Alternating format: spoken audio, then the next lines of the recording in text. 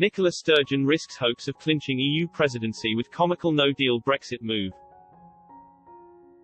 Nicola Sturgeon could be putting her chances of ever becoming EU Commission President at risk with her latest no-deal Brexit move, just weeks after she was tipped for the top job in Brussels. The SNP have used the growing momentum in recent years to convince the EU that Scotland should have a seat at the bloc's table. European Commission President Ursula von der Leyen is a self-confessed fan of First Minister Nicola Sturgeon. On top of this, Belgian MEP Philippe Lamberts told Express.co.uk earlier this month that Ms Sturgeon could one day take the top job in Brussels. He said, "Nicola Sturgeon comes across as a genuine person, politically astute and someone whose word can be trusted. I can imagine her being President of the European Commission." However, Ms Sturgeon risks infuriating Brussels as the SNP prepares to vote against Prime Minister Boris Johnson's Brexit deal.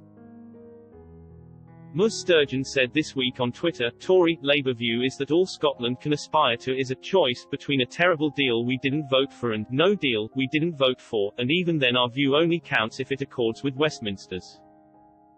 No thanks. Time to build a future based on what Scotland votes for. For the UK-EU trade deal to be ratified, it must pass through Parliament before the deadline for the transition period ends on January 1st. This means that the deal being voted down on Wednesday could lead to a no-deal Brexit, something Ms Sturgeon has been a vocal opponent of. A no-deal Brexit would have a negative economic impact on the UK and the EU, meaning the SNP's manoeuvre could anger both sides of the English Channel. News editor at Conservative Home, Henry Hill, criticised the SNP in his CapX column today. He said, "It's rare for something to be both comical and deeply tedious, but how else to describe the Scottish National Party's contortions as it tries to justify voting against the Brexit deal after spending years alleging that a no-deal outcome was the worst possible."